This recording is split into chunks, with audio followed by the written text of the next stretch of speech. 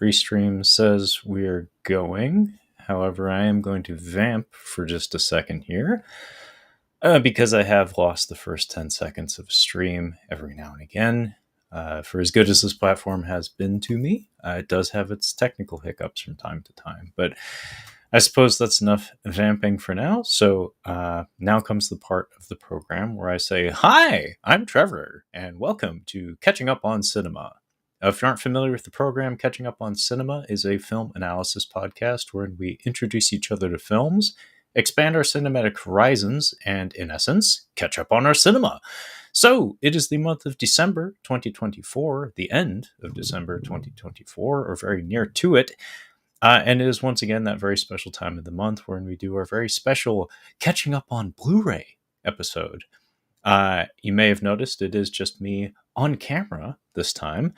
I'm going to be fully transparent. This is a little bit of just a technical test of sorts. I did purchase a premium Restream account just to test things out, the technical side of things. So thankfully, hopefully, this will be broadcast in 1080p on YouTube and Twitch and all that business. And also, you may have noticed from my ramblings just now, this is my first time doing a solo stream. So apologies if it's especially clunky or if I come across as nervous. Not that there's anyone watching at the moment. But anyway, I decided I paid. I may as well take advantage of the fact that I can now stream in 1080 and also do a little bit of a stress test, just, see if I can do this. So I decided this month, Catching Up on Blu-ray would be a video stream. Not something I think we've done before, really. Normally, we reserve that right specifically for Tales from the Shelf episodes. So without further ado, let's get to it. So I'm going to share my screen here.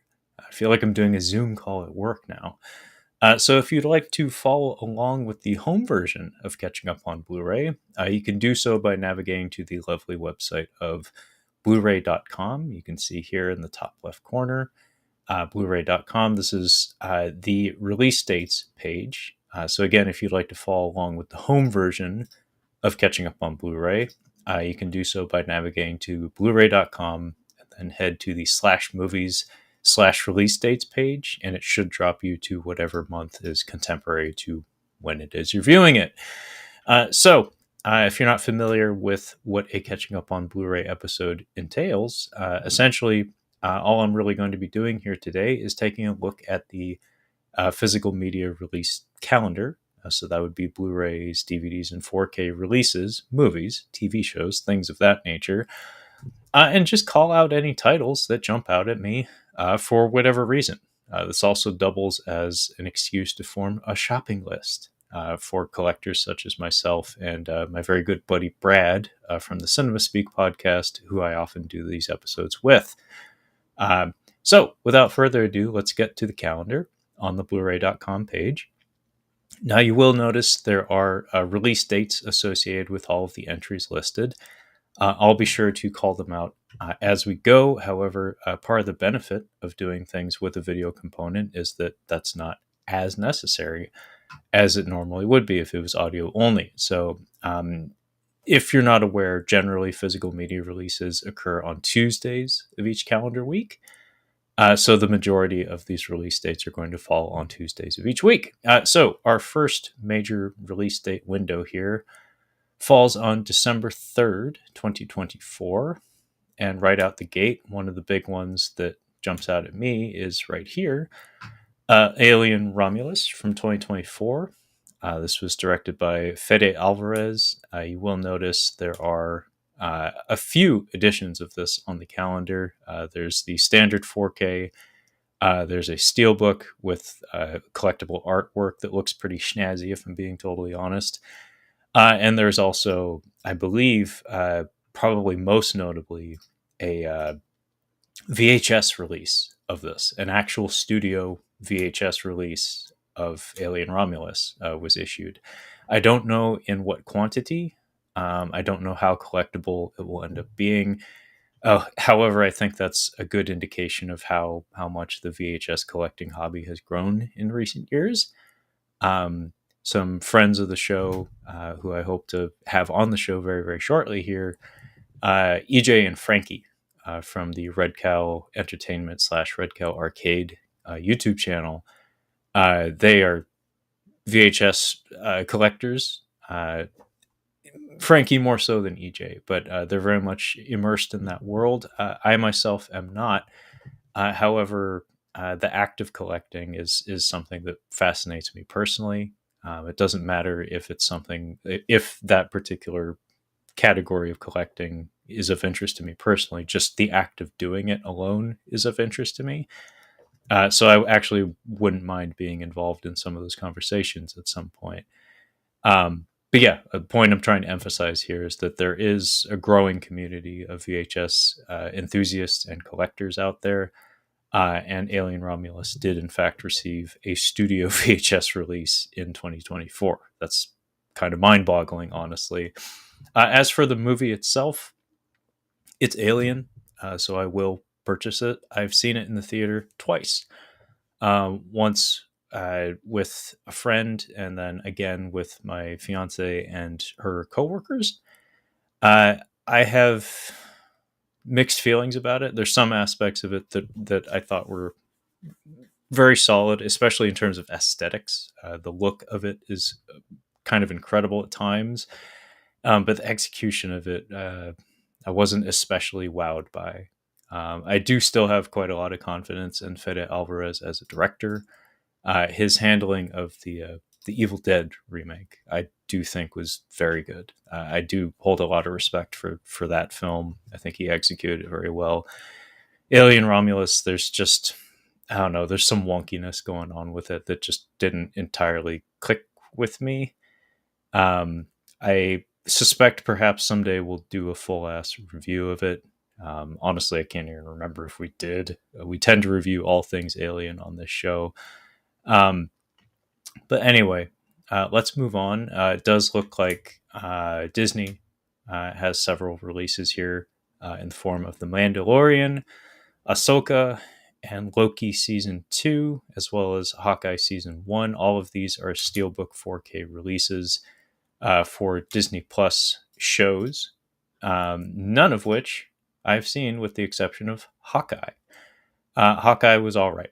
I would never say it was an amazing show or anything like that. It is worth noting that the font for the Hawkeye title and the inclusion of Pizza Dog are things that like just barely touch the realm of comics, of Hawkeye related comics that I have some actual familiarity with. I actually did read some of the early Hawkeye comics, especially that dialogue free issue that exclusively focused on Pizza Dog. If memory serves, the structure of that issue was kind of similar to those Family Circus comics, wherein you follow the footsteps, like the dotted line footprints of a character through a scene or something. I'm actually struggling to remember the name of the author of those comics. Matt Fraction.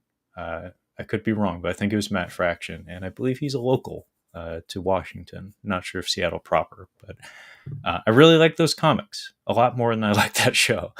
But as for that other Disney business, all this other Disney business, sadly have no connection to it, really. Haven't bothered with any of it, including The Mandalorian. I should point out that The Wild Robot is also included in there. I actually don't remember what the reviews were for The Wild Robot. So much Disney crap is just so off my radar these days. Like perhaps if I have kids or something someday, I'll get back in the swing of things. But as it stands, like the majority of Star Wars, most Disney family centered entertainment, just it just holds no real appeal to me. The Marvel stuff, I'm like just barely hanging on by a thread. I'm only here because I'm here, kind of. It says the guy who owns all the MCU movies on Blu-ray and the Netflix shows on Blu-ray. Moving on, though, we have Galaxy Quest getting a 4K release. Who directed Galaxy Quest? Let's find out, because I actually do not know. Dean Parasot, or Parasot. not jumping out at me as a director that is a big household name or something. Hey, if he was director or showrunner on Monk, that would make some sense, being as Tony Shalhoub was in the Galaxy Quest cast. I see the Patrick Warburton tick in there. So not exactly a director of renown, but at least from what I can tell. Apologies if that's not true. But Galaxy Quest is kind of a beloved, I guess you'd call it a cult film to some extent. I saw this when it first came out, and I loved it. I really enjoyed Galaxy Quest, quite a lot, in fact. And what I think part of what makes Galaxy Quest especially special, wow, good English there, Trevor, is the fact that I saw it when I must have been 12 or 13 at the time, because I did see it around the time it first came out, was the fact that I had zero connection to Star Trek, of which, it riffs on quite a lot.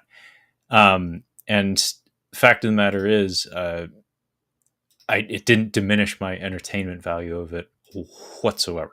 Like I still got quite a lot out of it. And I think it's a movie that I could probably come back to pretty easily. We do have a comment here from The True and Honest saying, "Oh, heck yeah, Galaxy Quest. That's one I need to rewatch this week. Ha ha ha." Yeah, I saw it in theaters as well. I don't think I caught it in theaters. I think it was a family rental situation, but it was one that I think we were all very, very happy with. I thought it was really funny. Uh, Alan Rickman really stole the show. Hello, you've reached the answering machine of Alan Rickman. By Grepthar's hammer, you shall be avenged. Yeah, I really enjoyed Galaxy Quest. I actually would consider owning this, 4K or otherwise. I'm actually kind of surprised that I don't own Galaxy Quest, nor have I ever owned Galaxy Quest. Worth pointing out, Red Letter Media, the guys from Wisconsin, that YouTube channel, reviewed this movie, Galaxy Quest, very recently, probably in celebration of it getting a 4K release, of which it most certainly is deserving. Should also be noted, Stan Winston Studios did a lot of the animatronic work, and I presume like creature design for the movie, and it's all stellar stuff that comes at that fun period of Hollywood history where there was still a need for that. Like we were still leaning on practical effects and puppetry and animatronics and things of that nature to convey characters that these days are probably honestly just cheaper and more efficiently produced in CGI. So it was that fun crossover period where the makeup effects technology was at its apex and the need for it was still there, not quite to the same extreme it is these days. I'll go ahead and move on. I'm going to skip over a couple of these, like Pumpkinhead on 4K Steelbook. We've talked to death about Pumpkinhead here at Catching Up on Cinema. No real need to go over it again. Plus, I believe it's a redundant release. It's been on 4K once, I think, and Blu-ray at least twice via Scream Factory. Shaun of the Dead, presumably the same deal. Shawscope Volume 3, worth pointing out, just being as I'm a martial arts film fan. Not so much a Shaw Brothers fan. Wuxia cinema, more like chop socky. Old school martial arts films are not really my jam. I'm more into the 1980s and onward, that era of martial arts cinema. But this collects 14 movies from 1967 to 1983, all coming from the Shaw Brothers producers / studio. And this is an Arrow box, which means it's going to get the white glove treatment. They do handle things quite nicely there at Arrow. We do have another comment here from The True and Honest. Creature designs were great. Watch that episode of Red Letter Media you're talking about, and man, the makeup still looks awesome. Agree wholeheartedly. Quite a lot of awesome designs in that one, especially the villain. His vocal performance, for one, is excellent. But yeah, just the kind of like sliminess that a lot of the characters have. There's a organic quality to them where you lose track of the fact that you're looking at a rubber puppet. It's like, no, it has a soul. It has some life to it. It's those small details, honestly, that usually make for a very convincing, like, practical puppet or animatronic character. Is like Jurassic Park. The big one was the pupil dilation of the Tyrannosaurus, of the T-Rex. That was like one of those, oh wow, it's alive kind of things. Same goes for like the Triceratops in the same movie. These are all Stan Winston creations as well, by the way. The Triceratops, the way its lungs, its chest would expand with its respiration and stuff like that. It really goes a long way towards helping to maintain the illusion, as Bruce Campbell had said in the Spider-Man movies. Our first Criterion Collection release here in the month of December 2024 comes in the form of Paris, Texas, from 1984. This is a Wim Wenders film.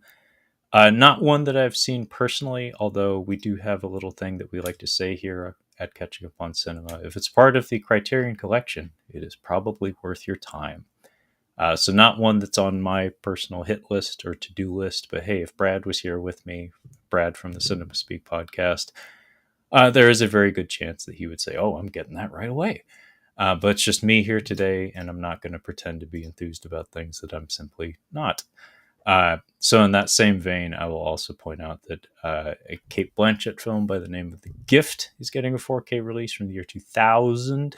Legends of the Fall, also getting a 4K release from 1994. Just out of curiosity, I just want to know who is putting this out. Sony Pictures, and this is a movie that has a very strong reputation. I know a lot of moms watched it for sure.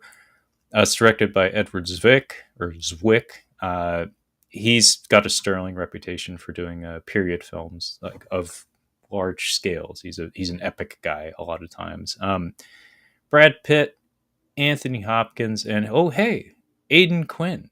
That's a name that, as far as I know, didn't really escape the '90s. Although I do seem to recall him popping up in at least, I want to say two of those like Lionsgate, Liam Neeson like dad action movies. So he's still hanging around, but like Aidan Quinn was kind of a thing in like the '80s and '90s, but I don't think he really made it out of those decades intact. I'm going to mispronounce the name of this one, but Aguirre, The Wrath of God.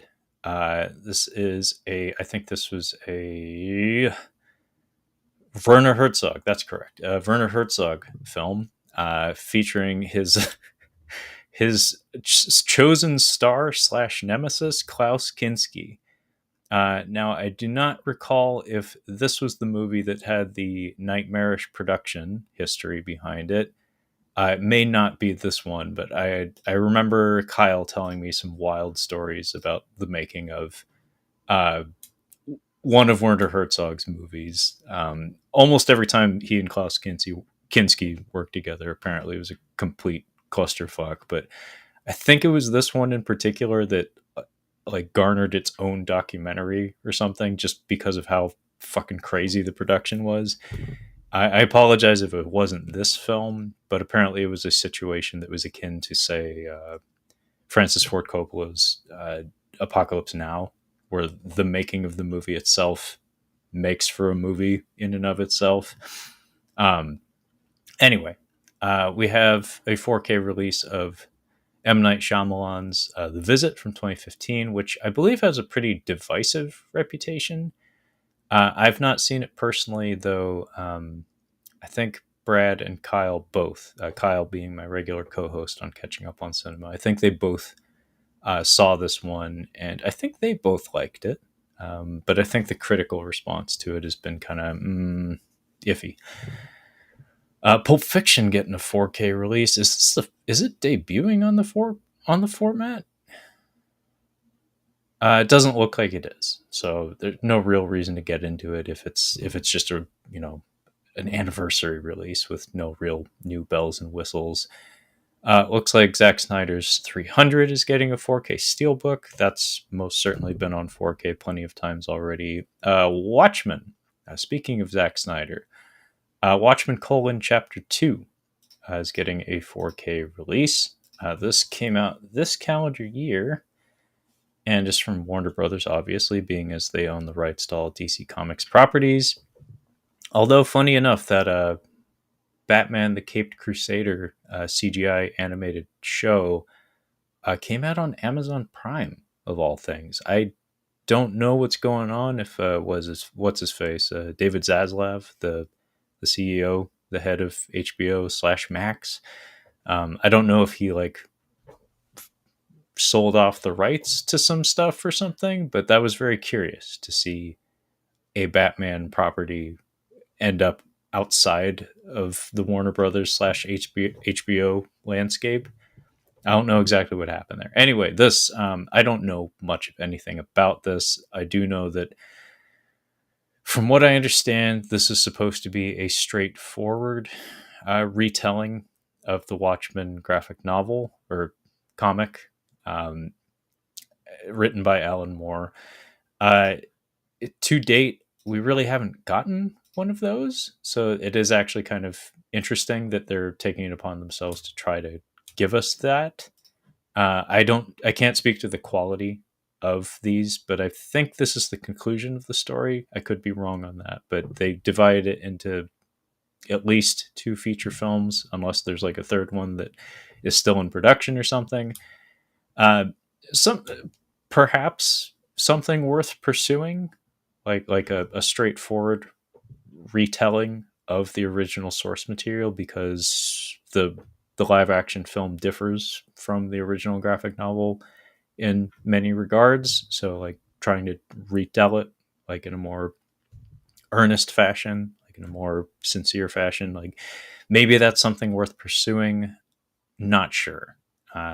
Probably not anything I'll bother with. I kind of washed my hands of quite a lot of the DC animated stuff a long time ago. Just I don't know, something about them. They felt kind of vacuous. Where it's just like I can tell that there's punches being pulled with the animation quality and the voice casting, and on top of that, like the storytelling just felt minimal. Like it was just like, okay, let's take the name of a familiar comic property. Let's put everybody's favorite characters in them. Let's have them punch each other a whole bunch with decent animation, nothing like mind blowing or anything, and just hope coast on the fan service. Like I really got the stink of that, where it's just like, oh, you're just making product. You know, like nobody's really proud of any of these. So I just kind of walked away from them. I was watching all of them for a minute there. Oh, hey, it's everybody's favorite. We have a comment here from Dario the Hungry. Hello, Mr. Cinema. How goes it? Doing just fine, Dario. Hope you're doing well. Hope you had a nice holiday and you've got some cool stuff lined up for New Year's. I myself am quite busy. Going to be head off to Hawaii to spend some time with the extended family, introduce the fiance to the extended family. I've got like 100 aunties, uncles, and cousins that she hasn't met yet, so that's going to be fun. We'll be eating good in between all that though, so it'll be a great time. Moving on though, I'm going to gloss over some stuff just because I don't have all the time in the world and I can't pretend to be enthusiastic about all of this. We have Never Let Go, which is a Halle Berry headlined Lionsgate film. I suspect that Halle Berry has a working relationship with Lionsgate these days, ever since John Wick 3. She also had that MMA drama that just on paper sounds like a Lionsgate film. I think it was direct to Netflix, though.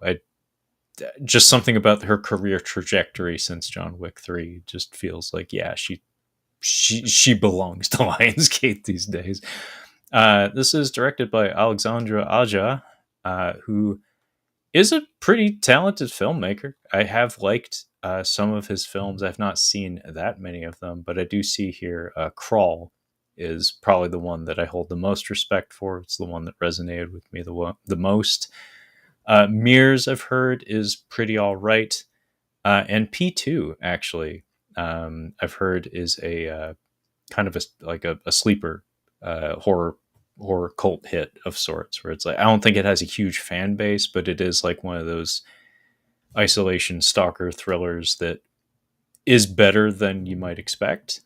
High Tension or Haute Tension. I think we reviewed for Fucked Up Shit Month, perhaps. I don't actually recall, but Kyle and I reviewed a bunch of French horror films, like the French New Wave horror films. And that was certainly one that we covered, along with Inside. Both of those are real juicy horror, like French horror movies. Dario the Hungry comments, Christmas was good here. Kids were great. Wife was great. All was great. For the New Year's, I'm going to try something new and exciting. Crack cocaine. You trying to get me banned on YouTube?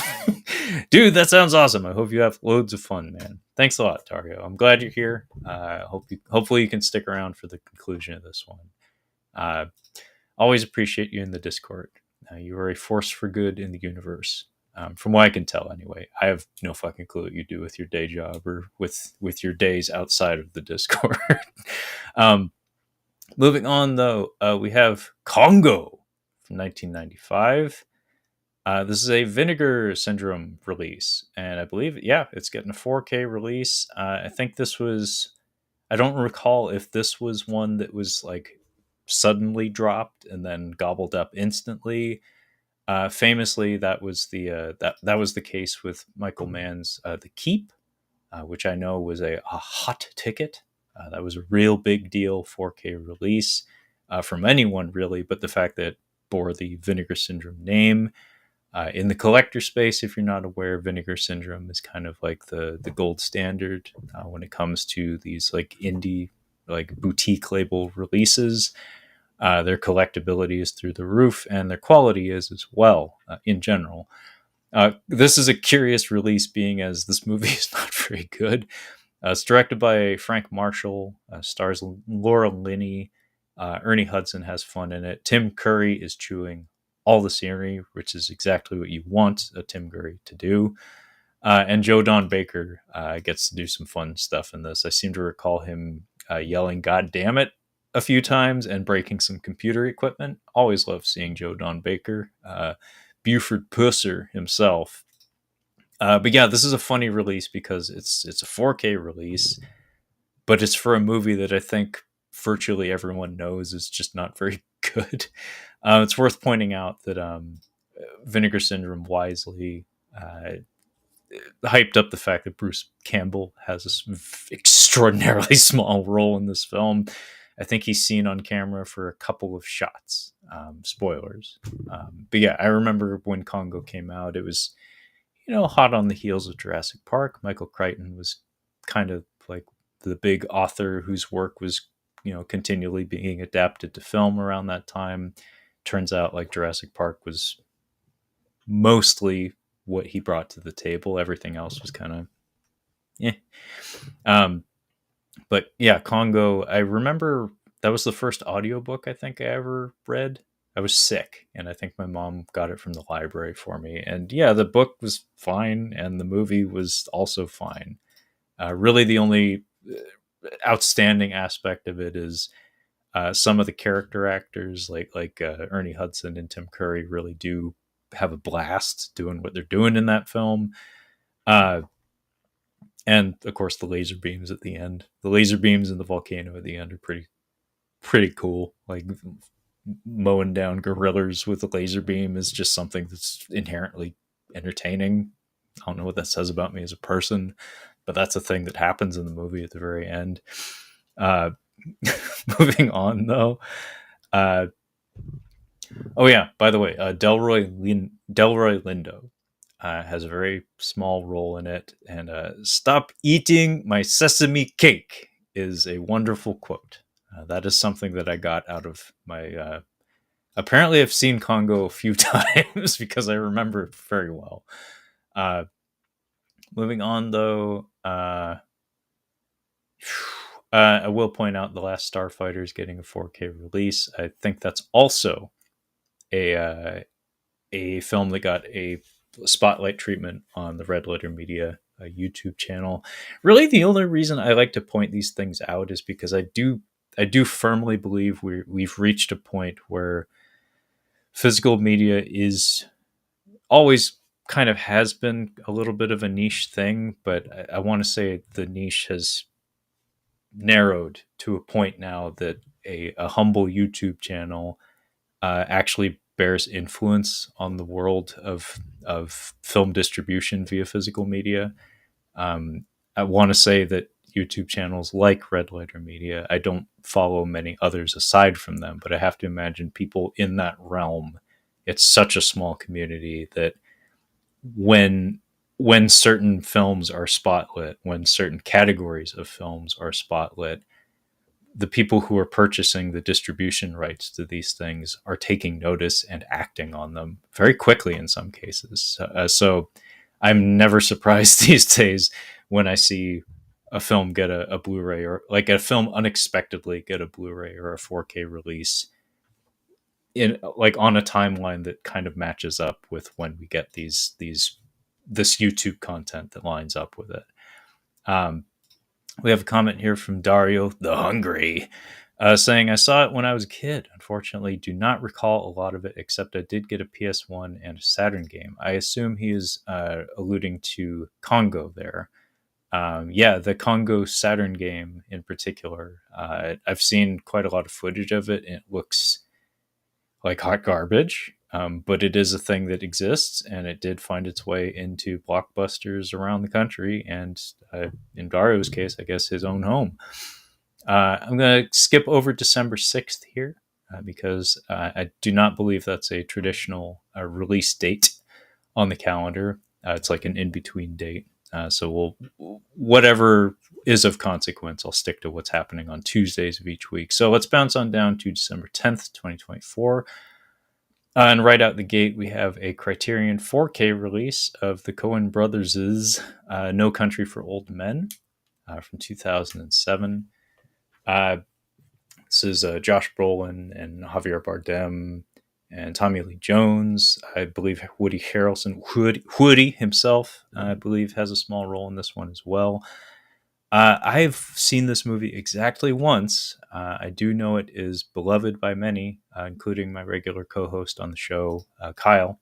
He adores this movie, and I actually considered getting this for him, although I don't know if he is 4K capable at the moment. But this is a film that he talks about enough and finds the urge to watch enough that I would happily purchase it for him just because he's my good friend. Yeah, I really enjoyed this movie, but I can't claim to have like an emotional attachment to it the way many other people do. However, the Coen brothers do make good product, and I would actually love an excuse to rewatch this one. So that's actually a 4K I might pick up. There hasn't been a lot of me saying that this month so far. I think I'll pick that up. So that's significant. Beside that, now for something completely different, Riddick is getting a 4K release from 2013. Who made this pile? David Twohy. Can't claim to recall who that is. I do know that I saw this movie, but I'll be fucked if I recall a lick of anything from it. This is actually the third of a series of films, loosely connected films, beginning with Pitch Black, and then I believe the Chronicles of Riddick, and then we did the Rambo thing of coming all the way around and just calling it Riddick. So we went First Blood Part 2, Rambo, or Rambo First Blood Part 2, and then like Rambo 3, and then Rambo, or if you're from outside the United States, John Rambo. I've seen all three of these movies. I honestly barely remember any of them. I do remember liking Pitch Black well enough. I saw it in the theater, actually. It was one of the very few, the brave. Not many people saw Pitch Black in the theater, as far as I recall. But yeah, by the time you get to Riddick, it's like, oh, that's right. Vin Diesel has a very high opinion of himself, and he's also a big dork. Vin Diesel, notable D&D enthusiast, who, as far as I understand, a lot of the scripts for his like passion projects, it was this and is it The Last Witch Hunter? I'm not going to look it up or anything. That's not how I do this show. I like to talk directly out my ass, but I think it was The Last Witch Hunter. That was like a Vin Diesel passion project that reportedly the script and the characters were taken from a D&D campaign of Vin Diesel's. And I have to assume quite a lot of the Riddick universe, because remember, Pitch Black was not a Riddick film. It was not a Vin Diesel film. Sure, he was advertised as a large component of it, and he was arguably like the central figure of the story, but it was not a Riddick centered film. It became a franchise seemingly just like driven by Vin Diesel's hubris and wild ambition to make it a thing. It's like we need to make Jar Jar work. Like, how do we make Jar Jar work? How do we make Riddick work? And his solution was to keep making movies until people could pretend to care, and I don't think they ever did. Although the Chronicles of Riddick is like a guilty pleasure movie for, I know, a decent number of people. Can't speak for myself personally, but "you keep what you kill" is one of those quotes that I know people use in daily conversation, maybe not even realizing that that's where it comes from. Moving on though, Willow is getting a 4K steelbook release. I've never seen Willow. Kyle gives me shit about it all the time. He thinks I would like it, but I've never seen it. I really would like to. I think Ron Howard directed that, but it was like one of those like George Lucas like ghost directing kind of things where it's like George doesn't put his name on the director credit. Like it's just not a thing he does very often. But he likes to hang out on set. And he likes to say, "Hey Ron, hey Ron, do you think that dragon should have two heads? You think it would be more exciting if the dragon had two heads?" It's like, you're only making this movie because I'm loaning you Warwick. Warwick's my good friend, you understand. I put him in a lot of my films that I don't make anymore. Dario the Hungry comments, "Willow is okay, but the NES game is pretty awesome." I agree. The Willow NES game is very good. I seem to recall there's also an arcade version of it. I think it may have been a Capcom game. You can correct me on that if I'm wrong, Dario. But yeah, I do remember the Willow games being pretty good fun. So I do actually have, I guess, a very loose connection to the movie, even though I've never seen it. And then I heard that the Disney Plus show that they made for it, unfortunately got just like, it was a whizzle, it was a wazzle, it was fairy dished. The House of Mouse just kind of chucked it into the garbage, and without it receiving a physical media release, it's just gone. Like there is no Willow show for all we know, for the rest of history anyway. Beside that, it is December. We have Silent Night, Deadly Night coming to us on 4K. This came out in 1984. I actually reviewed this film with a friend of the show. What's his face? Richie from Super Media Bros, although I think that show is now defunct. And Richie is currently working on a project of his called Cult Macabre, which, hey, check it out. Richie's good people. Some of my best podcasts actually came via conversations with Richie, and this one was no exception. Silent Night, Deadly Night was a great time. Although I think he and I talked about Silent Night, Deadly Night Part 2 for the most part, but we also talked about the first one. Beside that, we have a Federico Fellini film, 8.5, getting a 4K release from Criterion. Only mention it because I know Fellini is a big name in the world of film. Not one that means a lot to me personally, but that just shows my ignorance. I'll cop to that. Ted is getting a 4K release. Not sure if it's debuting on the format. Be surprised if it was, but that's a movie that people like. It got a sequel and a TV show, which is apparently pretty good. Rock and Roll High School from 1979, also getting a 4K. Interstellar's getting a couple of 4K releases. I imagine that's not the first time it's out on the format. The Addiction is getting a limited edition 4K super duper box set. This is from Arrow, which is why I'm taking a closer look at it. Arrow does good work. It's from 1995. And, director Abel Ferrara, who sometimes makes good films. Not always, but Abel Ferrara sometimes makes really good films. Very intense films. Was The Bad Lieutenant, I think, is like his big claim to fame, among other things, which was around at the same time as this one. But Lily Taylor, Christopher Walken. Uh, Lily Taylor, who I always think of as being the gal from The Haunting, the 1990s The Haunting. Uh, that speech at the end of that movie is one of the worst bits of dialogue I've ever seen, I've ever heard in my entire life. It's about family. You tell them I'm coming. It's truly remarkable. The finale of The Haunting. Look it up if you've not seen it. I know Lily Taylor was kind of a hot property for part of the 90s. She was in this, The Addiction, that is. I think she was in Ransom as well.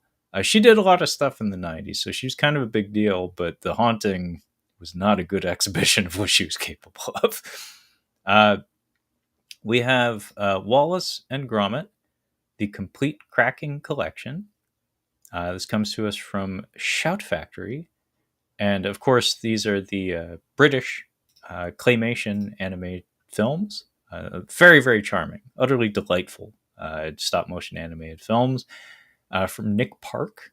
And really, the only reason I'm pulling this up is because I think, and this is why I wish my buddy Brad from the Cinema Speak podcast was here, because he's much more, he has his finger to the pulse much more so than I when it comes to like news surrounding physical media releases and stuff. I mostly just know what's out. Brad knows the ins and outs of like the details of the releases, like the quality or, you know, problems with them. This is actually one that floated across my desk. Apparently, there's a problem with the Wallace and Gromit discs. Not like a grievous error or something in like the physical production of them, but I think these were like post processed or some sort of AI upscaling was used to fudge the imaging quality to some extent, and it looks like not good. Like it looks like crap. I seem to recall reading that. I could be wrong, but yeah, that's truly unfortunate because these are all kind of universally like across the board really great and great little films. Very just utterly charming. Requiem for a Vampire, 1971 to 1973, includes at least two different films.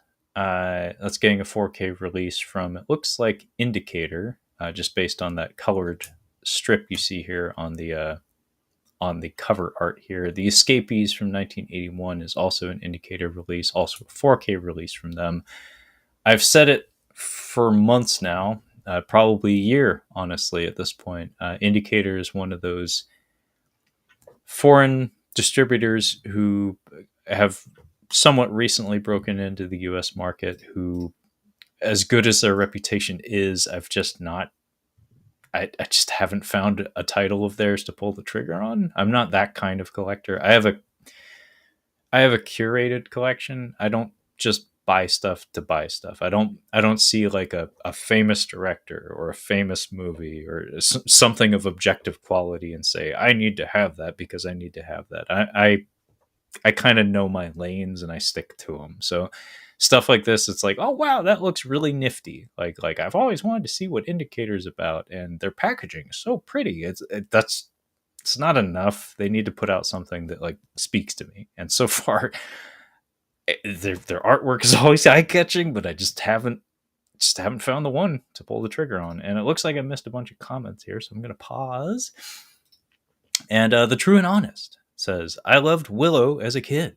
Had a VHS tape that had Monster Squad, Willow, and Big Top Pee-wee on it. Ha ha. The Monster Squad, I think that was Fred Decker. I love that movie. That movie's great. Will, again, haven't seen it. And Big Top Pee-wee, I've heard it's not Pee-wee's Big Adventure. I'll just say that much. It doesn't have a great reputation, but, you know, I'm sure it's okay. Paul Rubens was still flying pretty high, and Paul Rubens, you know, rest in peace. He very, very talented guy, very, very charismatic, excellent in that role as Pee-wee. So I imagine it, especially for a youngster, like probably held a lot of appeal, even if it was like the inferior sequel or whatever. Kids don't think in those terms. And also, never played the NES game though. Check it out. Willow on NES. It's pretty fun. And also, Dario says, I saw Stephen King's Rose Red for the first time last night with a wife. It was pretty damn good on things based on The Haunting and Hill House. Funny enough, I'm born and raised in Seattle, and if memory serves, the Rose Red Mansion is in my neck of the woods. Some friends of mine have gone out there. I've not personally, but I do know that that's local to me. And I do remember when that movie, I think it was a TV movie. I remember when that came out, and some of my friends were like, "Oh shit, that's neat." I heard it was pretty good. So thanks for throwing that out there, Dario. Moving on though, we have the story of G.I. Joe from 1945. I'm just curious who's putting this out. Ignite Films. What does Ignite do? Invaders from Mars, the original, not the Tobe Hooper remake, and Reanimator. So Ignite Films is apparently pretty nascent in their distribution career. Interesting. I don't know what the story of G.I. Joe is, but perhaps it's about the creation of the toy line, like the inspiration, perhaps.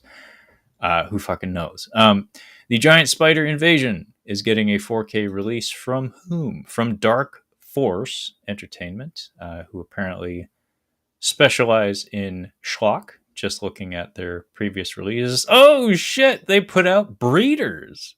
If you're not familiar, I'll just try to zoom in here on this cover art. Go away, Kevin Costner. Nobody cares.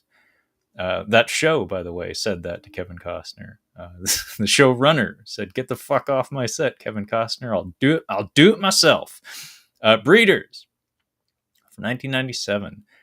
I don't know a goddamn thing about this movie, but you better believe this was one of those VHS covers that when I was a little kid in 1997, so I would have been 10, this shit always jumped out at me. I was like, I don't know what that is, but it's called Breeders, which means me being 10 years old probably am not allowed to watch it. But yeah, just throwing that out there. That's like, wow, Breeders is on Blu-ray. Perhaps now is the time for me to actually find out what the fucking deal is with Breeders. So the Giant Spider Invasion, I know this movie because I think it was a Mystery Science Theater 3000 episode. And this cover art is actually somewhat accurate. I mean, there's not as many explosions, nor do I think they ever actually go to a city. I think it's a very rural film. I'll just say that much. But I would like to point out this one screenshot here that's probably kind of hard for you to see.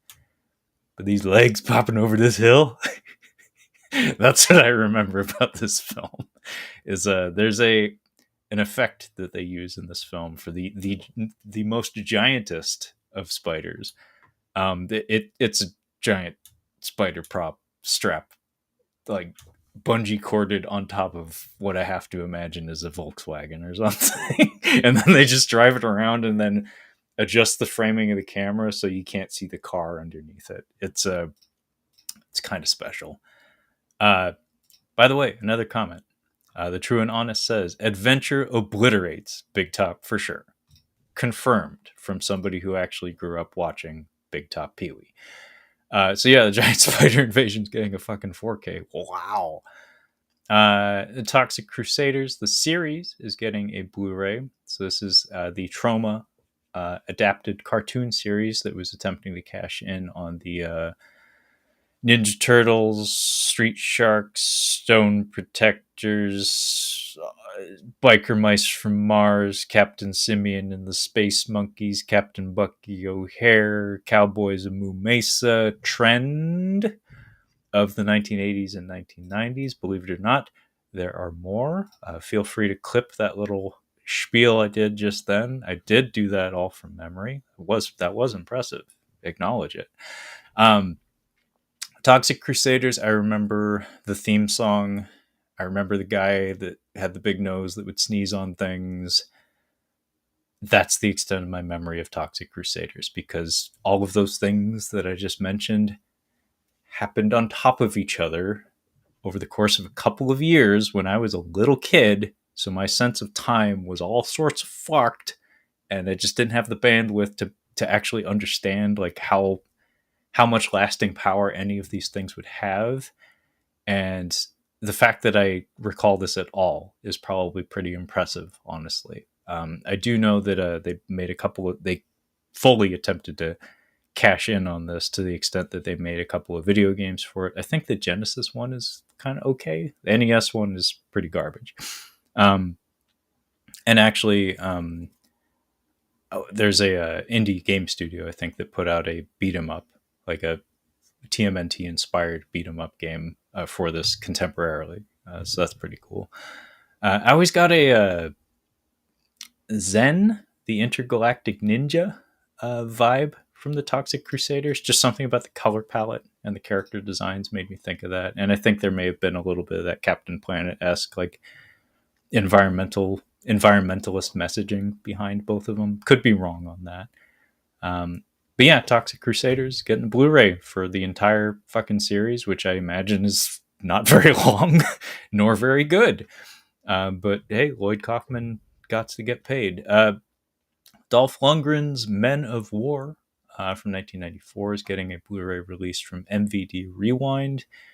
Their reputation's spotty, not in terms of the quality of their like disc printing, like their image quality, their audio quality, all that business is all well and good. It's just a lot of the movies they end up picking up the rights for, I've noticed, are just like they come with a brand name in the form of like a Dolph Lundgren, or they do a lot of Van Damme releases.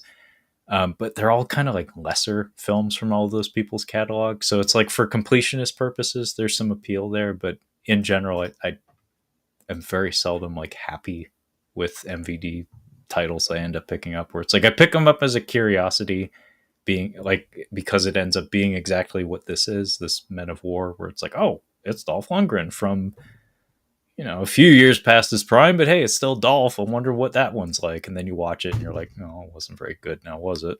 It's like, there's a reason you haven't heard of it. It's because it wasn't a very good one.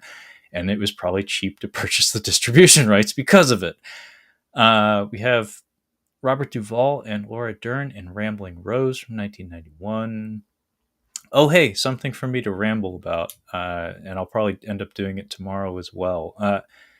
The Roundup Punishment on fucking 4K from Cape Light Pictures, who I believe are a German publisher.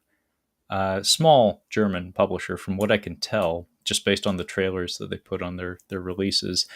If you're not familiar with the Roundup films and you're a fan of like cop and robber, like crime thrillers, not like serial killer, like detective, like films that emphasize detective work, but like action cop movies, kind of in the vein of, I don't know, like a Lethal Weapon or something like that, where there's a sense of fun and it steps slightly outside the realm of reality, where it's not really a true detective thriller, but the central characters are cops and the bad guys are wrongdoers or lawbreakers and stuff.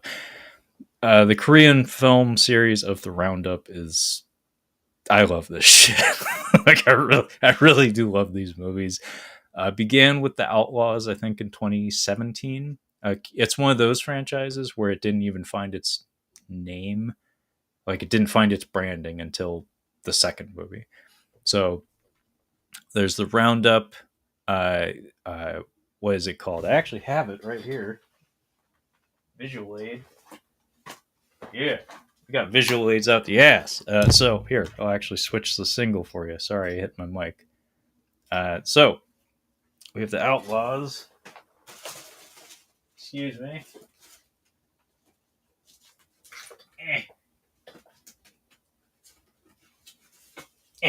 Okay, so we have The Outlaws. This is from 2017.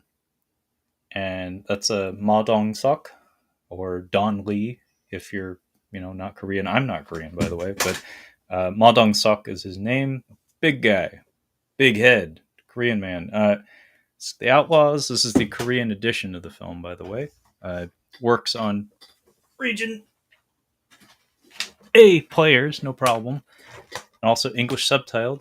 And also the sequel, The Roundup. also featuring the same protagonist. And the Roundup No Way Out. And I don't actually have it handy, but the Roundup Punishment is what we arrive at today. By the way, we have a couple of comments here. Is the Roundup comparable to Police Story? Yes and no. Yes, in the sense that they both have a sense of fun about them, but they also know when it's time to get serious. To quote Mega Man X from the game Mega Man X4, both have a sense of fun. Both know when it's time to buckle down and go into action mode. But in terms of tone and execution, the Roundup films tend to be considerably more serious than a Jackie Chan film would be, and also the caliber and style of action is not Jackie Chan style. Where, I mean, for fuck's sake, visual aids. Look at the way this man is built. He is a brick shit house. He is agile, yes. He is strong, yes. He's not going to be sliding down poles or doing acrobatics or anything like that. He's a tank, and that's why these movies are incredible. Is because they treat his right hand, his right cross, they treat it like a goddamn superpower, and it's incredible. Some of the wire rigs that they put people on to like send them flying when he slugs them in the face, it's like the best special effect. It's the only special effect I need in all of cinema is watching this man punch people in the fucking face. I never ever get tired of it. Some more comments. Dario says, I'm a sucker for those movies with Drago and Van Damme. They're straight to DVD schlock. So am I, Dario. I have a problem. I end up buying a lot of them, and I'm oftentimes disappointed by them, but I keep fucking buying them. And also the True and Honest says, cool, we'll add it to the list. Please do. I love these Roundup films. And what's more, they're up to 4 movies at this point, and they have yet to lose their luster. I actually sat down the other day, and because I have a problem, because I know my lane, I know what interests me, and you better fucking believe it's people getting punched in the fucking face in films. That's my favorite thing in all of cinema, is watching people get punched. I sat down and actually watched the finale of all of these movies. I watched all 4 finales of all 4 of these films, and I actually did like a compare and contrast. I was like ranking them, and I was having a blast doing it.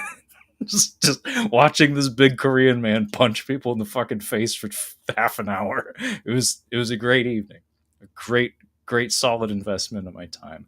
By the way, full like not like a full spoil or anything, but I would just like to say that like one of my very favorite things about these movies, one is the fact that they managed to craft a very satisfying cop and robber thriller 4 times now, where our hero is a cop, comes across as a good guy overall, and doesn't kill anyone across all 4 movies. He solves all of his problems with his fists. And it just has this beautiful balance of the villains always get their comeuppance, against spoilers. But it's like this ultra cathartic thing where not only does the villain go to prison at the end of the story because he did lots of bad things that we got to see him do, therefore it's all, it's all enforced, it's all justified. He also has to get his ass whipped before that. So it's like the lawful justice and also street justice in one, or street justice preceding the lawful justice. So you get both, and you don't have to feel super bad about it, because I don't know, the story just works in that way. But the finale of all 4 of these movies is amazing, where it's just the hero and the villain get put in they get put in a single location, stuck in the same room together, essentially. And then they just beat the fuck out of each other. and that's the end of every single one of these movies, is they get stuck in a room together, the room gets smashed, and the villain gets smashed. And that's, to me, that's how every movie should end, regardless of genre.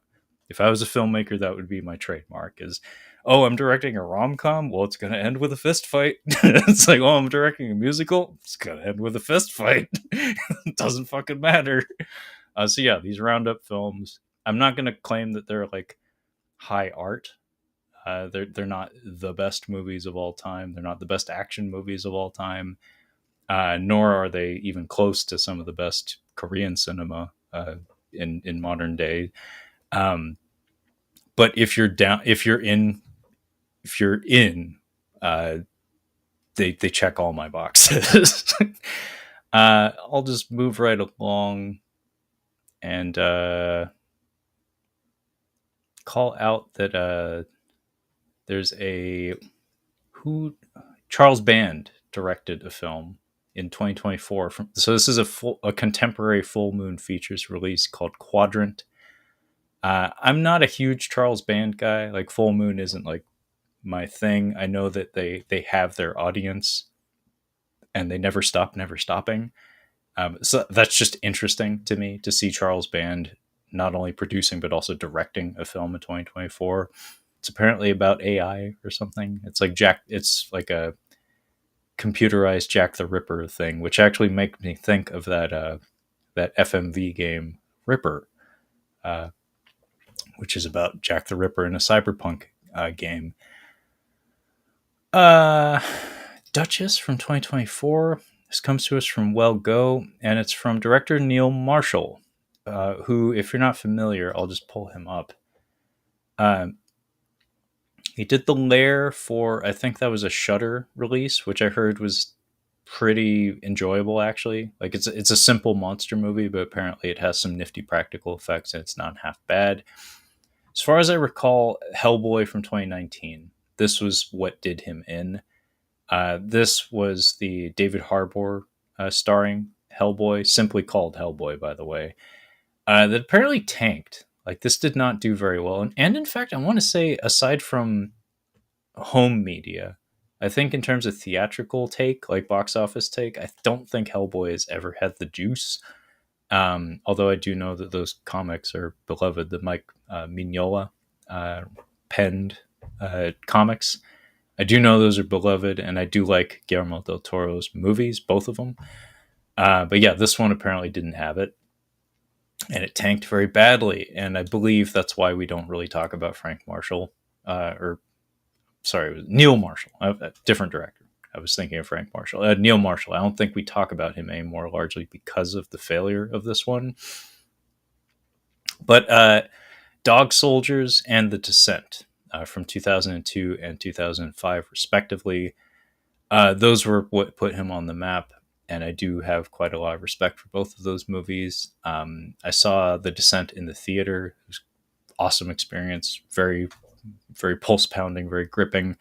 And Dog Soldiers, actually, Kyle and I reviewed it for Catching Up on Cinema a long time ago. Dario the Hungry commented, it's like watching Batman. Yeah, I have to assume he's talking about the Roundup films, where it's like watching Batman punch people into oblivion, but never actually go that far and actually kill anyone. He just punches them senseless. Justice. Justice.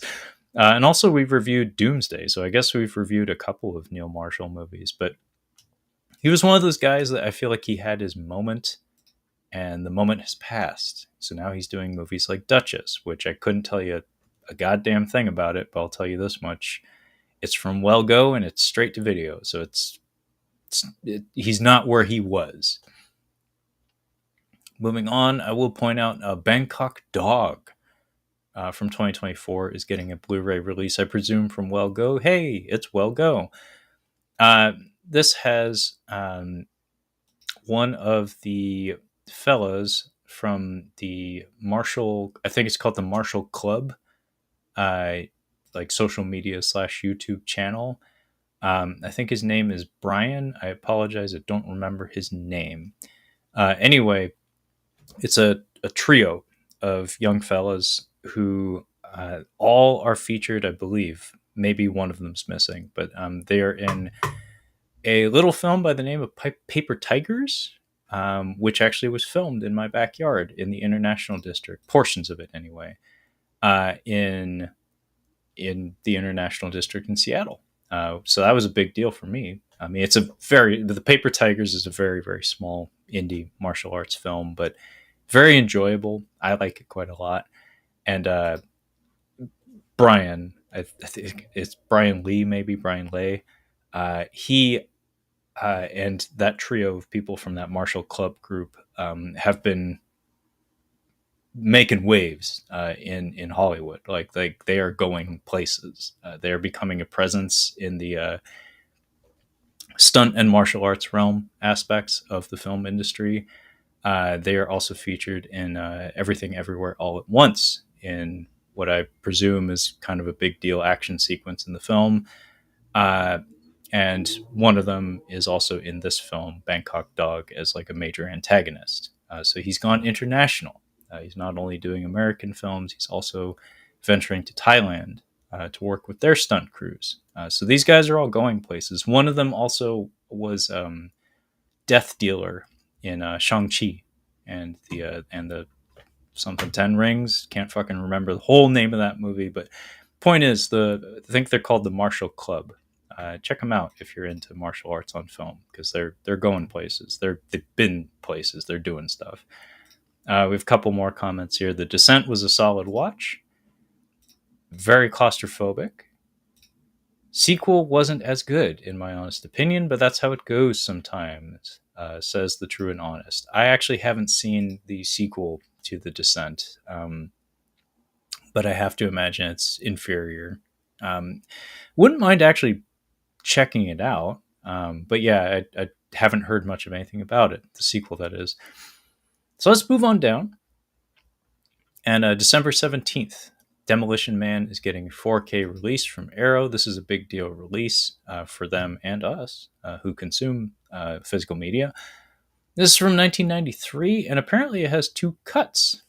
I was not aware that there was any sort of alternative cut to Demolition Man. I own this movie on shitty Blu-ray via, I think, a UK box set of Sylvester Stallone movies. Demolition Man is utterly charming. It's a fun one. I wouldn't say it's an excellent action movie. It's just a fun, high concept 90s action thriller, which there were a lot of. Like, the 90s was a kind of wonderful time for high concept action thrillers, and Demolition Man is no exception. Just a fun watch. But yeah, in terms of like pure action, though, I don't think of it as being anyone's best work. It's just a really cute, inventive script and some very charming production design. And on the whole, it's just a good package. It's a good movie. I enjoy it quite a lot. But yeah, I'll have to look into that, being as I'm a fan of alternative cuts of things, and I was not aware of that. I didn't know Demolition Man had a different cut. By the way, Dario the Hungry chimes in and says, Hellboy was a decent horror comic movie. Shame it failed so hard. I saw Descent in theaters too, and man, what a ride. As much as the wife and I liked watching similar stuff, I really thought she would like it, but she could not even finish it. I mean, I understand. The scene that really got me, curiously enough, was early before the whole movie, before the plot even gets rolling.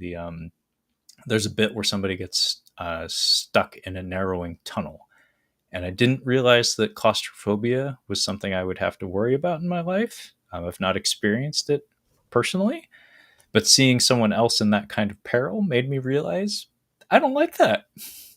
I don't want that. And also Dario says, I agree with Mr. True and Honest. I did enjoy Descent 2, but it's very weak compared to 1. Plus, it undoes some of the sacrifice and efforts of 1. I have to assume that's alluding to the ending of that first Descent movie, which I will not spoil here, but I do know that there is more than one ending that was shot. And if there's a sequel that directly connects to it, there's some major differences between what happened. There's a happy ending and a sad ending, and I'm pretty sure the theatrical version is the happy one. But the sad ending, arguably better. So yeah, I don't know. Beside that, we have The Faculty, which, if memory serves, is a Robert Rodriguez film from 1998. This has the cover art of the post-Scream era of teen horror films. Just take your cast and align them in a bowl on your cover. Just put them in a nice little arc there, all lined up. Uh, Interesting focal point there, by the way they positioned the figures. That's actually kind of cute what they did there. I won't spoil the movie, but The Faculty's cute. It's fun. From 1998. Nice little sci-fi horror thriller of sorts. Haven't seen it since it came out, but I remember the marketing campaign for The Faculty. But yeah, it's getting a 4K release. That's a big deal. Seinfeld, the complete series, 1989 to 1998, is getting a 4K box set.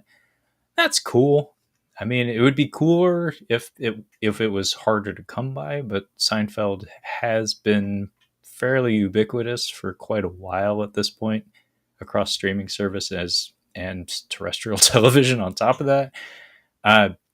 So it's never been hard to find Seinfeld, and honestly, like disc swapping and stuff is like, I don't mind it personally, but I could see that being like a why am I doing this kind of thing when I could easily just flip on Netflix or something. But I was raised on the Seinfeld. I love Seinfeld. I reference Seinfeld quite a lot. I don't know if I would ever need to own Seinfeld. Seinfeld lives with me forever. I carry Seinfeld with me wherever I go. And also the true and honest comments. Yep, very true and honest, Dario. So he's in agreement that the Descent 2 invalidates some of the good parts of the first one. And also says, I'm pretty sure the last time we watched The Faculty was in 1998. One and done. Yeah. Same here for the most part, but I do remember enjoying it. Speaking of JCVD, Dario, Kickboxer is getting a 4K Steelbook release, and dig that cover art, by the way. We got Tong Po in the background. Is that Michael Kesey? I actually don't know how to pronounce their names, but it's spelled Qissi. It's two brothers. They're Moroccan who worked with Van Damme many times in his career. Tong Po, good villain. Final fight in that movie, not very good, just because it has the traditional Van Damme comeback thing, but it comes out of fucking nowhere, where it's like, hang on, you mean you've been getting your ass kicked for how long and you just got better? It doesn't have a great flow or progression to it. Very satisfying, just the acrobatic aspect of it, all the slow motion leaping, spinning kicks and stuff from Van Damme, classic stuff. Also the Paul Herzog music, the score. He did the score for Bloodsport and Kickboxer. The Eagle Lands is the name of the track that plays during the final fight, or the finale, the finale of the final fight in Kickboxer.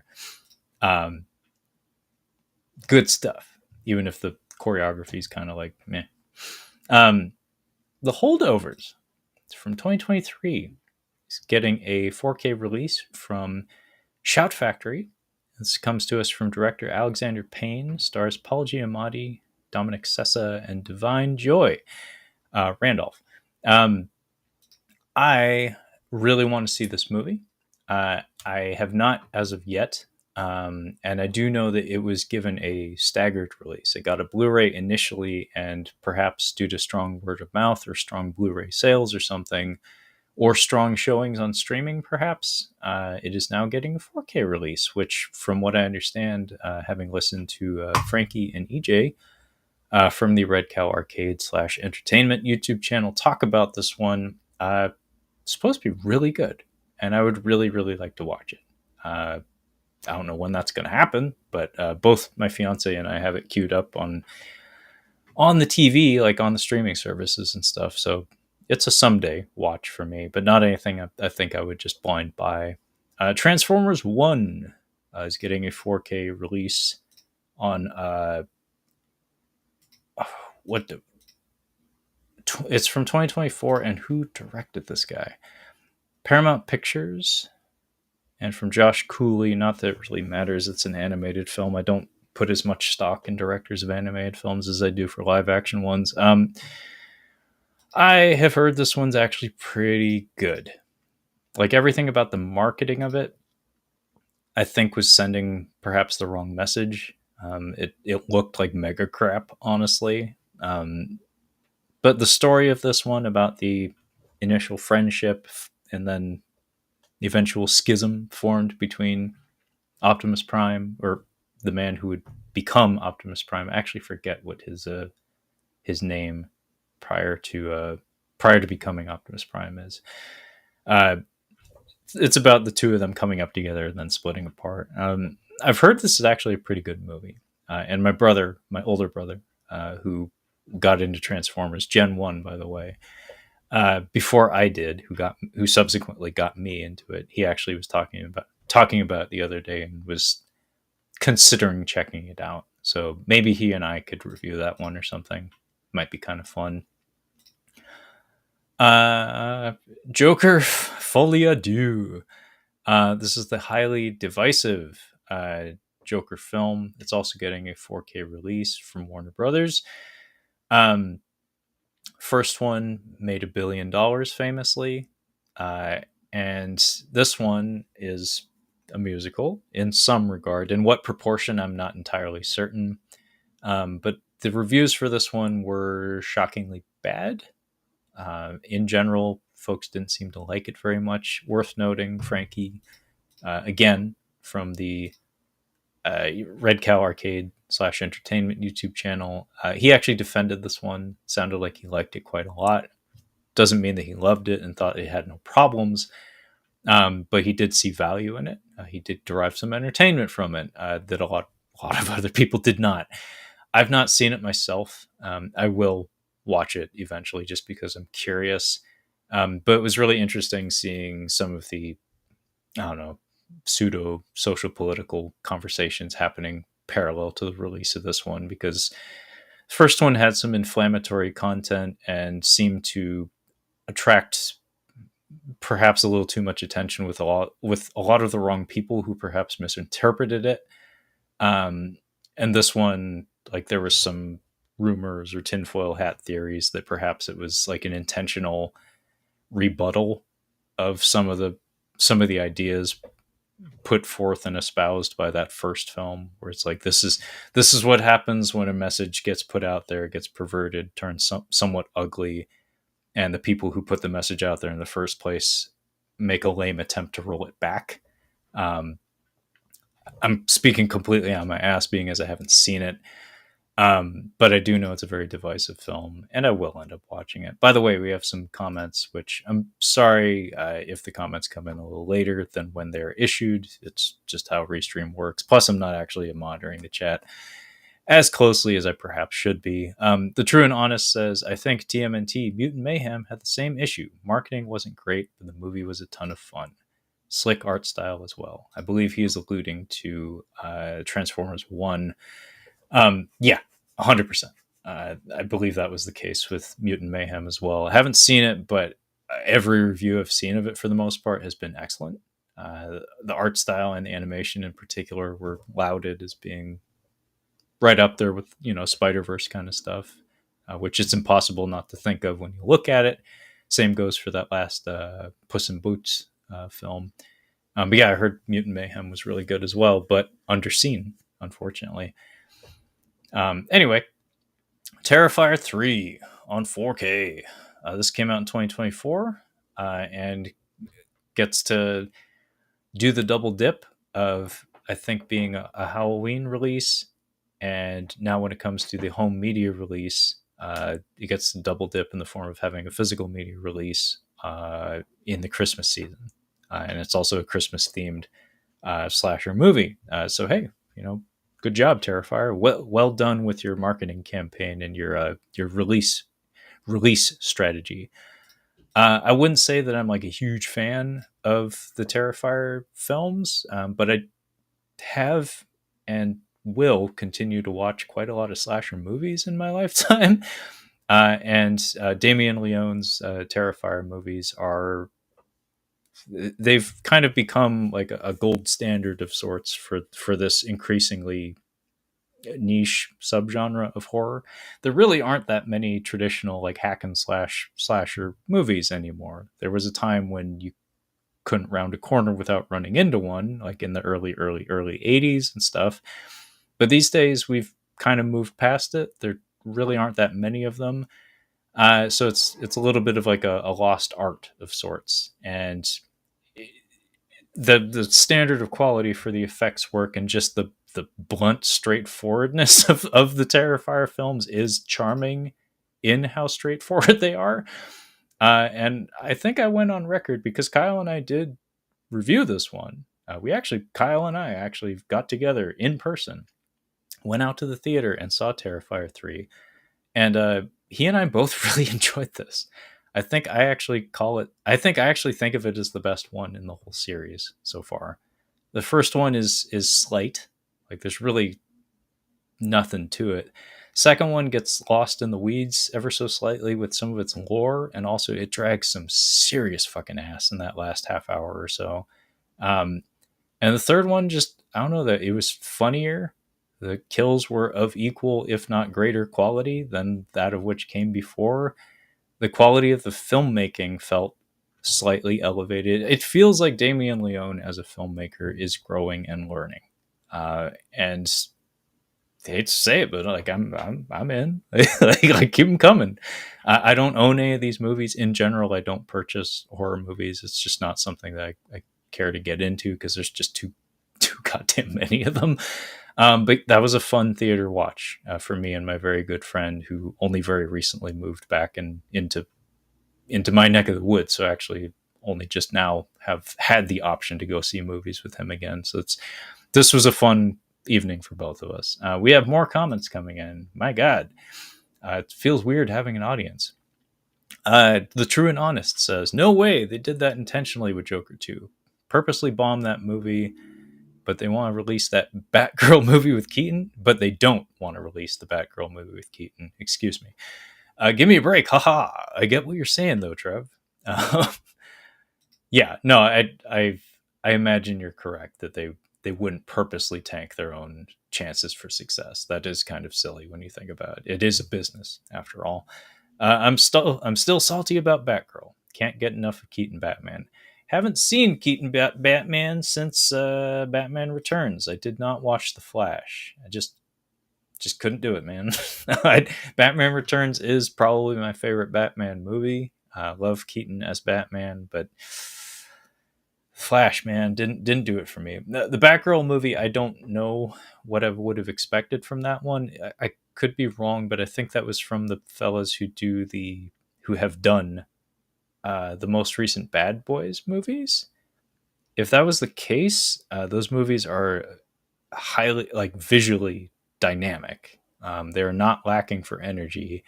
Not sure about focus. Like I'm not sure they're so great at storytelling and stuff. But like Firefly, Batgirl, Bruce Wayne being like pushed into a mentorship role. There were things to be hyped about with Batgirl. So I don't know how I feel about it, but I do prefer when movies get released. That's just a thing that makes me feel all warm and fuzzy inside when a thing that people put work into gets to get seen by people. Dario says, Mr. True and Honest, I agree and see points, but I really think they had huge faith on Mr. Hangover. True and Honest also continues the conversation saying, oh, definitely, Dario. And also, I prefer 89, but Returns is solid. Easily the best bat suit in all media. Actually, I should do a tier list on bat suits because I'm not sure which one I would favor over others. But the Keaton bat suit with the sculpted physique in the first one and the armored abs, like they don't have the sculpted abs for the Return suit, and it's sleeker. It's kind of like the distinction between Darth Vader's suit and A New Hope as compared to Empire Strikes Back, where it's like the one has some blemishes to it. It has some like the thing that always bothered me about Darth Vader in The New Hope is you can see like greasy fingerprints on the helmet and stuff. Like you can tell that the prop master like fucked up and didn't quite wipe it all off or something. but like from Empire onward, he is polished. Like he's just clean, as the kids would say. Although they probably don't say that anymore. And same kind of goes with the sculpting of the Tim Burton era bat suit, where it's like it has like kind of a slightly ruddy texture to it. Like it has bumps and blemishes on it in the first iteration, and then when you get to Returns, it's like sleek and streamlined and smooth, and even has like the armored abs and stuff. Rant over, by the way. Dario comments, The Flash is not ... a bad movie. I wouldn't give it as much praise as Frankie and EJ did, but it's not bad. However, if you follow the comics and the Flashpoint arc, it does fall short. Also, it's cringy. I actually didn't read Flashpoint. I did watch the animated version of it and have watched video reviews of Flashpoint, and just determined that I just didn't care. I did read a lot of New 52 comics that followed it, though, surprisingly. I don't know if that like takes away my credibility as a fan of comic books, but I did enjoy parts of the New 52. Tier list on bat suits and grapple guns. I will try to do that for you, the true and honest. And only you and Dario, apparently, because that's you're the only two who give a fuck. Dario, as much as I love the Nolan movies, the Burton suits are far superior. The true and honest comments, yeah, I enjoyed The Flash for what it was, but if Keaton wasn't in it, I'd be a lot harder on it. The animated Flashpoint was much better overall. Okay. That's worth noting, that the animated version was better than the live action version. Where the fuck was I? Far and Away is getting a 4K release from 1992. Stars Tom Cruise and Nicole Kidman, presumably when they were still an item.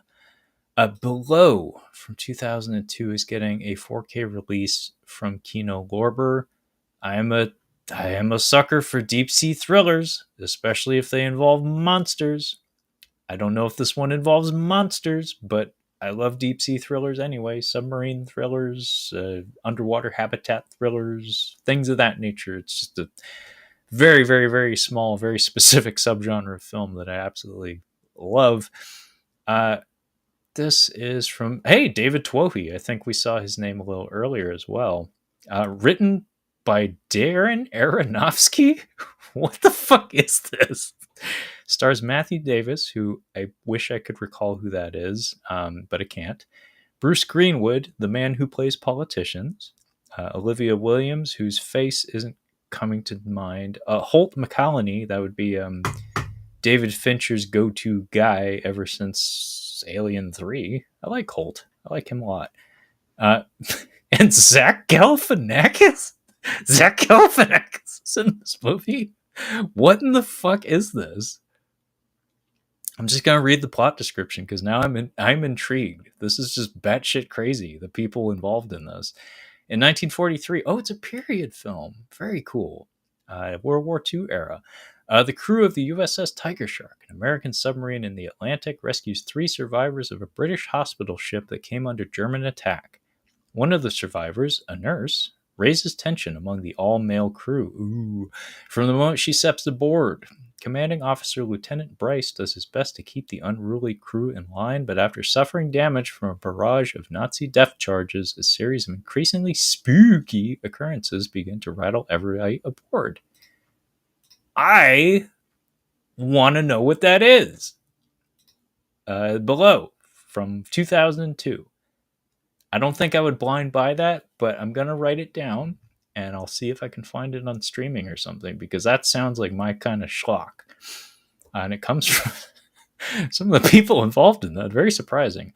Immaculate is getting a 4K release. This is the Sydney Sweeney headlined kind of Rosemary's Baby-esque thriller about the Catholic Church.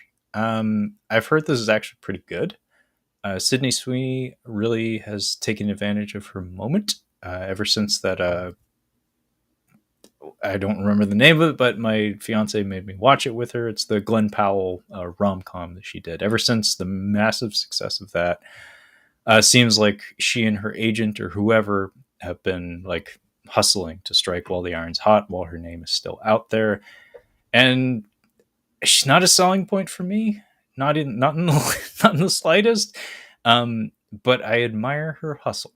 It's been interesting to see just on paper how things have been unfolding. Where it's like she has this like rapid fire barrage of major releases. Apparently, she has a producer credit on Immaculate, so she put forth her own money to cast herself in a film that she apparently auditioned for before she had the Hollywood clout that she has now.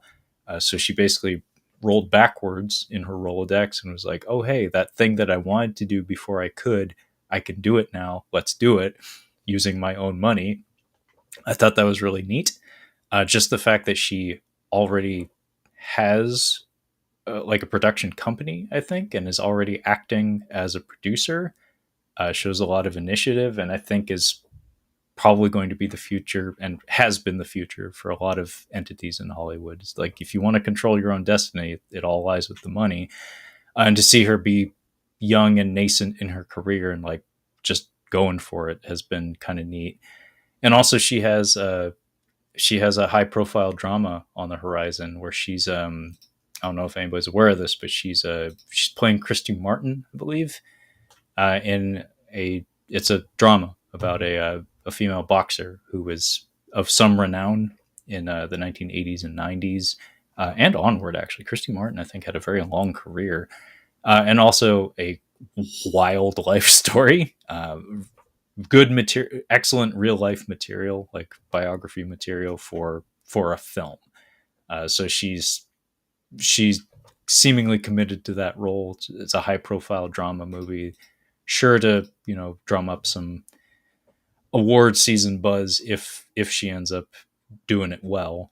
But yeah, just thought I'd throw all that out there. I haven't seen Immaculate, probably never will. Like I said, she's not a selling point for me. I'm not really terribly interested in most of the movies she's done. It's just been interesting to make those observations. Eastern Condors from 1987. Is this Corey Yuen? No, Samo. Samo directed this one. Samo also stars in this one. Also features Yun Biao. And I think Yasuaki Kurata is also in this one. And hey, Corey Yuen, I did mention him. He's in the cast as an actor, as is Yuan Wu Ping.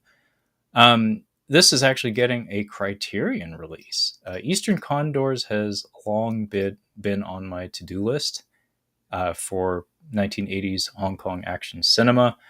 I've seen the finale of this one, but not the whole movie. I believe it's actually about the Vietnam War, but it's about like Chinese participation in it. Should be excellent. I fully expect this one to be excellent. Famously, Sammo Hung trimmed down somewhat for this one. He's known for his kind of rotund physique. But famously, this was like one of the few movies he did where he like felt it necessary to get in particularly limber shape for. And yeah, I've seen the finale of it. It kicks fucking ass. So I will own this, no doubt, easily. By the way, Dario throws out there, man, life is good. Enjoying beer, eating Chinese, and sitting back. Good for you, man. Way to go. That's living right there. Severance season 1 is getting a Blu-ray release. This is from 2022. I actually just watched this a few months back with my fiance. She watched it before I did, but she loved it so much that she asked me to watch it with her so she could be primed and ready for season 2, which I believe comes out in January. So look forward to that. The Mean One is getting a steelbook releases from 2022. This is a Grinch movie. I think from the same people who make those Winnie the Pooh, Blood and Honey movies, if you're into that. Golden Harvest Volume 2, Shining Stars. This is a box set from Shout Factory, which includes Beach of the War Gods, When Taekwondo Strikes, The Skyhawk, Slaughter in San Francisco, Shaolin Boxer, Legacy of Rage, The Master, and Hitman.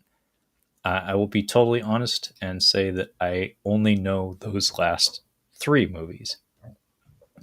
Let's go ahead and skip on down. Hellboy, The Crooked Man from 2024 is getting a Blu-ray release. I did have a little rant about Hellboy earlier, now didn't I? This is supposed to be mega crap. Like, this is supposed to be one of the worst movies of this calendar year, or at least major releases of this calendar year. It was not promoted in the slightest, and all signs point to it being we need to retain the rights to Hellboy, therefore we need to make a movie by now kind of situation. This is a thing that happens with IP. I firmly believe that is likely the case with this movie because it had zero enthusiasm nor seemingly money behind it.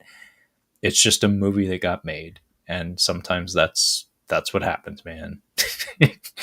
uh, Conclave 2024 is getting a Blu-ray release. I do know that this was somewhat of a high-profile drama from the director of German fella, director of the most recent adaptation of All Quiet on the Western Front, which did very well in award season. So this was kind of a high-profile movie. I've heard mixed reviews. Mostly good, though. Mostly good. Heavy Traffic from 1973 is getting a Blu-ray release from whom? Sandpiper Pictures. This is a, what's his face? Ralph Bakshi movie. So this is more of an intimate, more semi-autobiographical film from Ralph Bakshi, as opposed to, say, like his Lord of the Rings stuff. Very eccentric fella. I've read and watched more about him than I have actually spent time watching his products.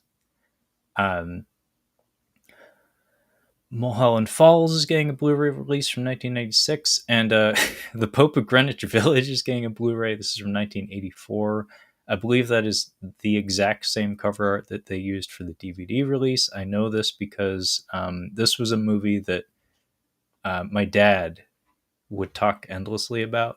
He would tell me and my brother about. My dad's still alive, by the way. He would talk about this movie all the fucking time. And eventually my brother said, fuck it, I'm going to go out and buy it. We're all going to watch it and finally just get it all out of the way. And we all watched it and didn't care very much for it, although my dad still loves it.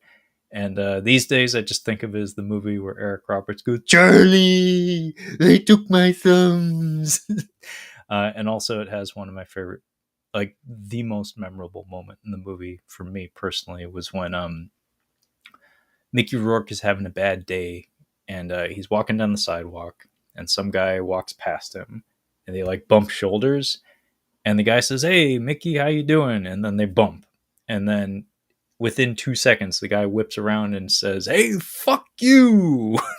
And my dad is from Philly. And I believe this movie takes place in Philly, or at least the East Coast. And I was born and raised in Seattle. It's like culturally a far fucking cry from the East Coast or Philly, especially. And to me, that was always symbolic of that world, like that world that I still have yet to touch, except through my dad. That's how fast things move. As you go within 2 seconds, you go from "Hey, I'm your best friend" to "Hey, fuck you, buddy," because you didn't say hi fast enough. We have an expression in our family: "You have 5 seconds to impress me," and that's kind of like the hair trigger that my dad operates under, where it's like, you have 5 seconds to impress me, and after that, forevermore, you're on the shit list. We have a comment from Dario, by the way, saying, all right, bros, I'm taking off for the night. Nice to see you around. McFly or McFry and catching up. You rock, bro. Thanks, Dario. You're probably gone by now, but appreciate you stopping by. Also, the True and Honest says, right on, Dario. Got to get my food on in a bit. But yeah, this has been a great listen while working out. Like a Fantastic Four situation, in regards to the Hellboy situation. Yes, that's exactly what I was thinking of as well. The Fantastic Four movie from the 90s that they made explicitly for the reason of retaining the rights to Fantastic Four. And also True and Honest says, later, Dario. Have a good one, bud. But I'll move on. And, The Land That Time Forgot is getting a Blu-ray release. This is a, is it Doug McClure? Doug McClure headlined film from the 1970s. He did a bunch of these schlocky movies with lots of rubber dinosaur puppets. There's The Land That Time Forgot. There's At the Earth's Core, and then there's one more that I haven't seen, but I've seen the aforementioned other two. And this movie's charming. It's very charming. I think it takes place in World War One era because there's a U-boat involved. But yeah, it's a German U-boat versus dinosaurs. How could it be bad? Oh yeah, featuring Doug McClure punching cavemen. Punching cavemen. That's entertainment. Um, Liam Neeson made a movie called Absolution. I don't know what it is, but if he hits somebody in it, like if he close fist punches someone in Absolution, sign me up. I'll watch it. I'm telling you, it's that easy. Just make your protagonist punch someone in the face, and all like it quadruples the chances that I will watch your movie. Okay, we've reached the home stretch here because I'm running out of gas. I'm dying here. So I'm just going to be pretty quick here at the finale. So apologies to the nobody in here who is watching. But December 31st is our last proper release date here in the month of December 2024. And our first release here on the 31st comes in the form of Brian De Palma's Snake Eyes from 1998. My buddy Brad and I from the Cinema Speak podcast actually reviewed this one. And it's pretty good. Like it still has some of that De Palma charm to it. It has that De Palma sauce. The finale of it is utterly bonkers, but my opinion of it softens somewhat when I'm reminded of like how much love the man had for Alfred Hitchcock and how common it was for Alfred Hitchcock movies to get utterly bonkers and literally in some cases go off the rails in the last act. So it feels like maybe a allusion to that style of narrative progression or something, where things just get so out of control that like literally the movie breaks, like the setting of the movie actually falls apart. But yeah, Snake Eyes is not bad. Also, fun trivia factoid for the, again, nobody in here who gives a shit about boxing. But if memory serves, the boxing match around which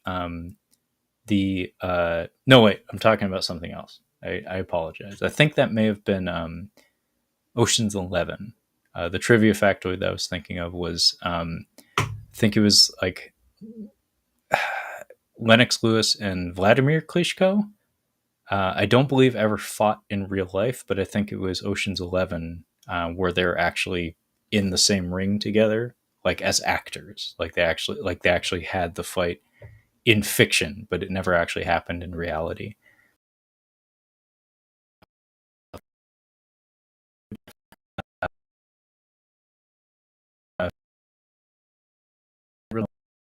Lorber, as is Internal Affairs from 1990, feature. Both were hot properties at the time. Miracle Mile from 1988 is getting a Blu-ray release. I know that one's a big deal release for quite a lot of people. Cherry 2000 is getting a Blu-ray release. That's from 1987. I remember this one getting a lot of play on cable. I never actually finished it, but it's a strange little movie. Difficult for me to describe being as I never actually finished it, but I'm sure there will be some takers on that one. We have Takeshi Kitano Double Play. This is a box set from Film Movement, which includes Violent Cop and Boiling Point. I've seen Violent Cop, but not Boiling Point. Takeshi Kitano is a living legend. He's a national treasure of Japanese entertainment, not just cinema. That's the same Takeshi from Takeshi's Castle, if you're not aware. Reefer Madness, apparently there was a musical from 2005 that has a film adaptation. Rumpelstiltskin is getting a 4K release. Who is putting this out? TerrorVision is putting this out. I mentioned Breeders earlier on this episode as being one of those VHS boxes that jumped out at me when I was young. Rumpelstiltskin is up there as well as one of those covers that always jumped out at me. This cover art here with the Green Goblin colors, very explicitly Green Goblin colors, not representative of what I remember. The VHS cover was the Rumpelstiltskin figure behind like a door, like going ah, and like his face is partially obscured by the doorway. Striking image, actually kind of cool.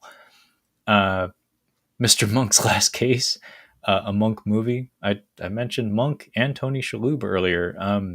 Apparently, this is a movie from 2023, presumably a reunion of sorts for the Monk cast in feature film form, as opposed to another season of television. Honestly, that might be a better way to do like a reunion season or like a 20 years later kind of affair instead of like doing another season of television. Maybe just make a movie instead or something. If you're going to do fan service, maybe do 90 minutes of it instead of, hours and hours and hours of it. Hercules Returns from 1993. Umbrella Entertainment is putting this out. I don't actually know what this is. I know there exists countless Hercules films. I've at least seen the Lou Ferrigno movies, but Hercules Returns, not known to me. Sho Kosugi, a couple of his movies are getting releases from Kino in the form of Pray for Death and Rage of Honor. Both of these are ninja action films. Ninjas were kind of a big fucking deal in the 1980s. Sho Kosugi starred in or appeared in a lot of them. Sho Kosugi is cool. I like him. I like Kane Kosugi as well, his son. Both of them are very, very cool. I like their stuff. The Beast Within from 1982 is getting a Blu-ray release from whom?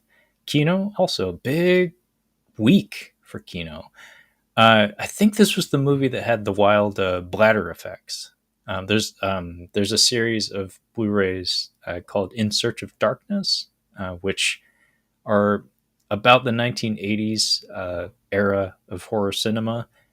And also they recently, very, very recently, like this year, put out a 1990s version of those documentaries. These are like 4-hour documentaries, by the way. And at one point, one of the chapters of one of their 1980s focused documentaries was devoted to bladder effects, which is a form of like prosthetic makeup effect. And I'm pretty sure The Beast Within was the one that had like the absolutely completely over the top and ridiculous bladder effects for the finale of it. It's literally the only thing I know about the movie, if it is in fact the movie I'm thinking of. Last one I'll mention here is The Lords of Flatbush from 1974, which is coming to us from Sony. Features Perry King, Sylvester Stallone, and Henry Winkler. And also, I believe Richard Gere was involved in this production. I watched the Sylvester Stallone docu-series on Netflix, and I think it was this movie where he got into like a beef with Richard Gere on the set of this one. But yeah, this was Henry Winkler and Sylvester Stallone. Like the two of them kind of, I think, became buddy-buddy on the set of that one. So yeah, that's it for the month of December. By the way, we have a couple of comments here from The True and Honest. Boiling Point was okay, but my favorite Takeshi flick is Kikujiro. Yeah, that might be mine as well. Good pick. Kikujiro is amazing. Joe Hisayishi's score alone is worth the price of admission. It's truly amazing stuff. Rumpelstiltskin is a classic. Pretty sure the titular character is played by the same actor that plays Mog on Deep Space Nine. Yeah, I know the box art you're talking about. Much better than the Blu-ray. Yeah, I think so. I think they dropped the ball with the cover art there. Walking down the horror movie aisle at a young age was never a good time. It was never a good time.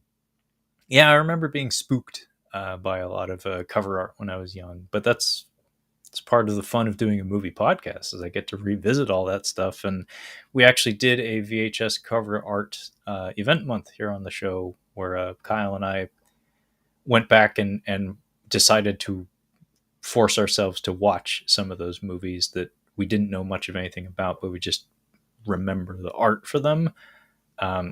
Breeders and Rumpelstiltskin would actually fit right in, and if we were to revisit that theme, which I assume we will at some point.